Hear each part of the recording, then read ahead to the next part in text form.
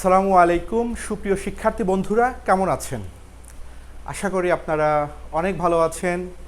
বর্ষার এই রৌদ্রস্নাত দিনে আপনাদের সবাইকে বৃষ্টি ভেজা শুভেচ্ছা জানাচ্ছি।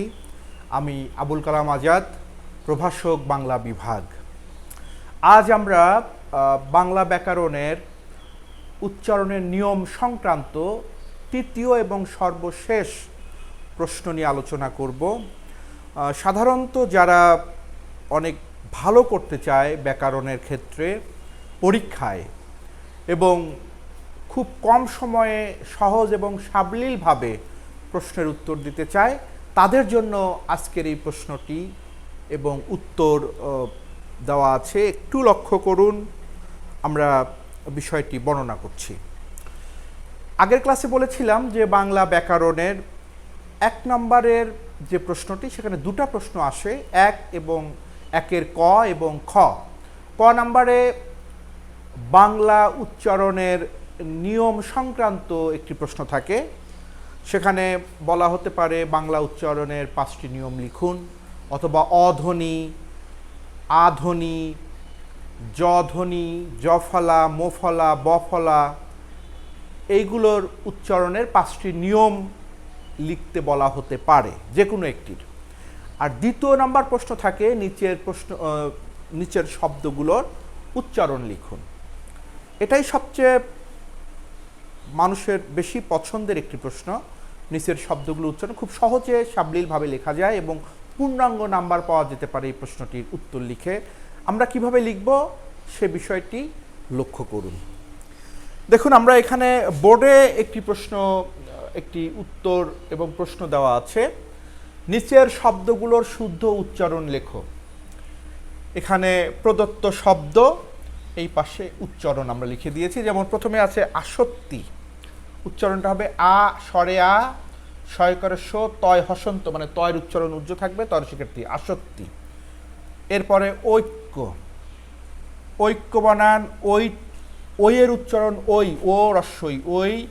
কর উচ্চারণ প্রথমটা একটু জফলা যেহেতু আছে, এজন্য একটি জফলা থাকলে কয়ের উচ্চারণ দ্বিত্ব হয়ে যায়। সেখানে দেখুন ঐক্য বানানে ক হসন্ত দিয়ে কয় করে কো, ঐক্য। একইভাবে দেখুন পদ্য, যেহেতু জফলা যুক্ত আছে, শব্দের শেষে মধ্যে যদি জফলা যুক্ত থাকে তাহলে নিয়ম অনুযায়ী ওই জফলার আগে যে বর্ণনা থাকে সেই বর্ণটার দ্বিত্ব উচ্চারণ হয়।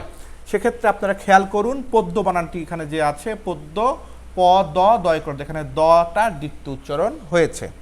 নদীর ক্ষেত্রেও তাই, নদী ক্ষেত্রে একটু ভিন্ন রয়েছে। নদী বানানটা এখানে নয়ের সাথে একটা অধ্বনি রয়েছে। শব্দের আদিতে যদি অ থাকে তাহলে সেই অ এর উচ্চারণ ওর মতো হয়। এই নিয়ম অনুযায়ী এখানে লক্ষ্য করুন যে নদী বানানে নর, এখানে নটা ওর মতো হয়ে গেছে, নয়কারে ন দয়কারে দি, নদী।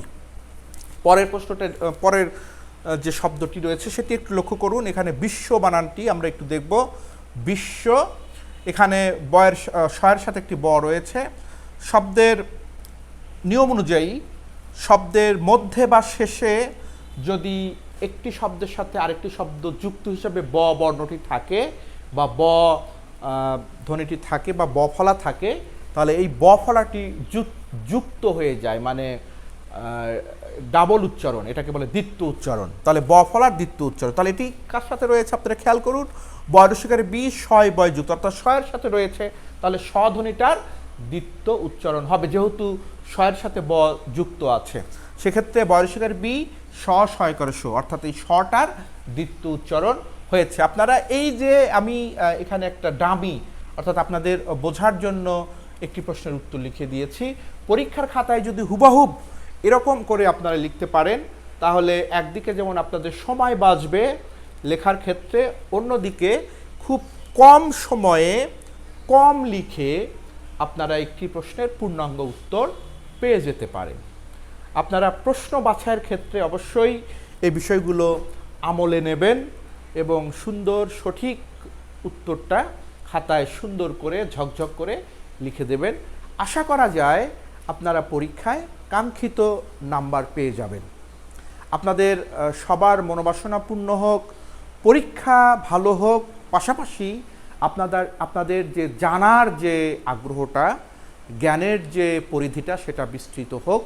শুদ্ধ ভাষায় শুদ্ধ উচ্চারণে আপনারা কথা বলুন, এই কামনা ব্যক্ত করে আজকের উচ্চারণ ক্লাস শেষ করছি। আল্লাহ হাফিজ। আপনারা সবাই ভালো থাকেন, সুস্থ থাকেন। শুভ বিকেল।